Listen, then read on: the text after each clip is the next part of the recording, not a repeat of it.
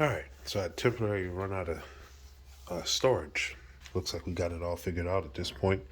What I was saying though is so from here we have your pump relay fuse, we have the 3 ampere fuse here, we got the electrical fuel pump where these two red and black wires go into, and from the black black to white black, red yellow to solid red, and it's all kind of fused into here, and I want to see if I can leave all of that together. So from our rev limiter, those two wires, so off of the top of the rev limiter, I believe that's where it's coming from, it actually swings around here, split, that's where those two connectors are from the plate that sat here with the CDMs. We had the brown and the double white black to the solid black. So if we continue to shake this, you'll see there's a lot more. So it gets linked in again. So that double white black, or black yellow is what it is. I thought it was white black, but we'll call it white black for now. It goes into another connection here and goes right back into the harness. Now, there's no need really to mess with that. We did take that one off. And the rest of this, like I said, we will see how much of it can come off all as one piece. So we're going to be kind of bouncing around from left to right because we want to take off as much as we can while leaving as much as we can still intact. So we're going to focus on taking off these 3 screws. As you can see, we labeled this step 6, voltage regulator, top and number 2 starter solenoid screws.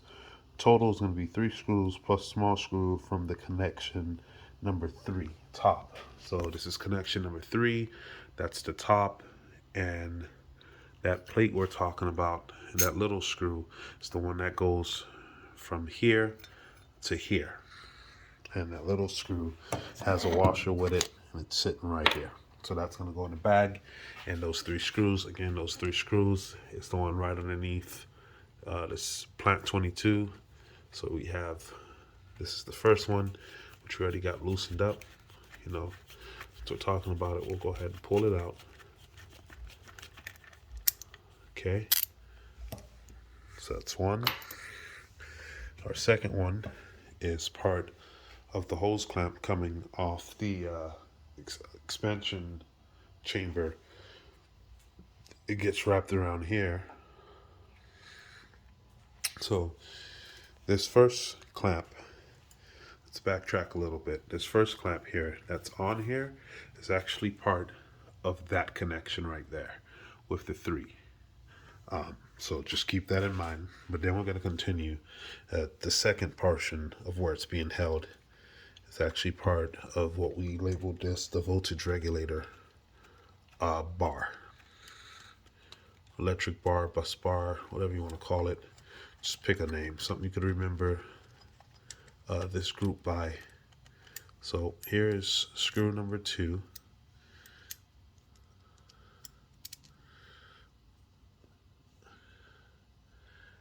And it has a washer.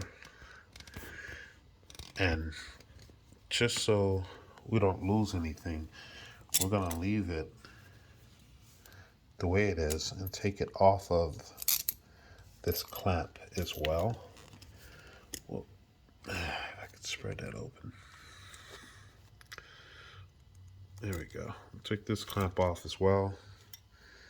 And we're going to take this whole piece like that. So screw number 1, screw number 2, and as you can see, it's dancing. And the last one is going to be all the way down here to the right of that starter solenoid, which is this right here. Remember, this screw is where your positive wire went. And just pull the 3rd screw out. And again, all 3 screws here are the same length. Now, this top clamp that's on the same holes, again, that went right here, we're going to go ahead and pull that off as well and bag it, just so we know exactly where it's at. Even though it's on here pretty tight, it probably wouldn't fall off, but just in case.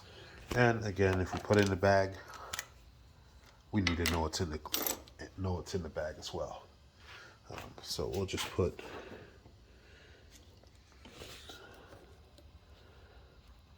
two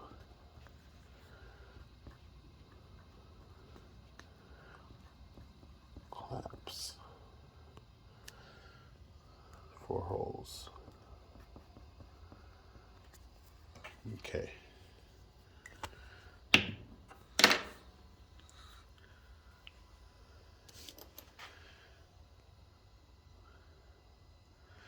Okay.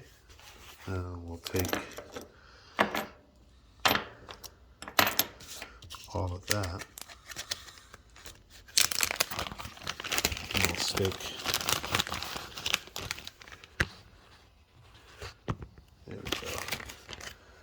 In the Ziploc bag. Gotta set this down for a second.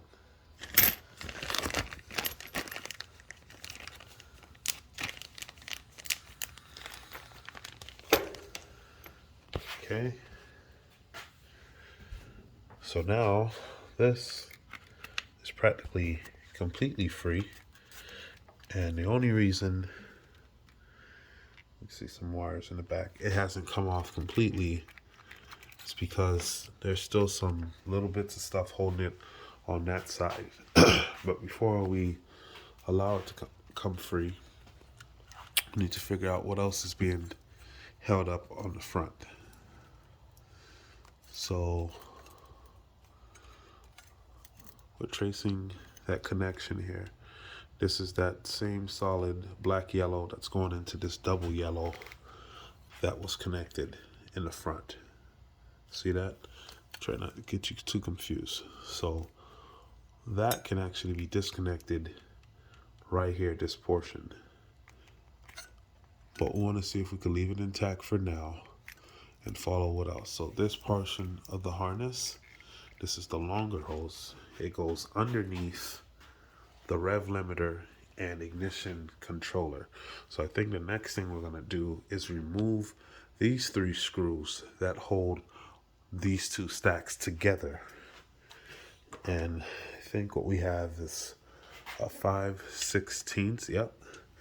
So 5/16 is going to do it for you. Go ahead and get that loosened up. 1, 2, and 3. Still too tight to do by hand.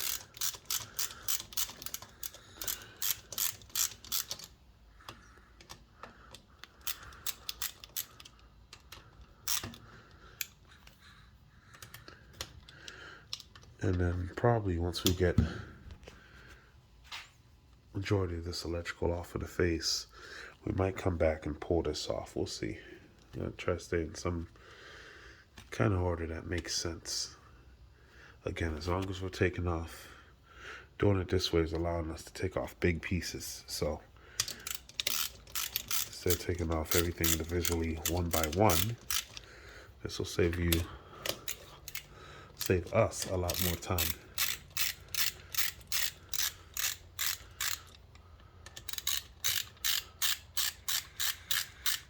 Okay. It's weird. It's loose, but it's not loose.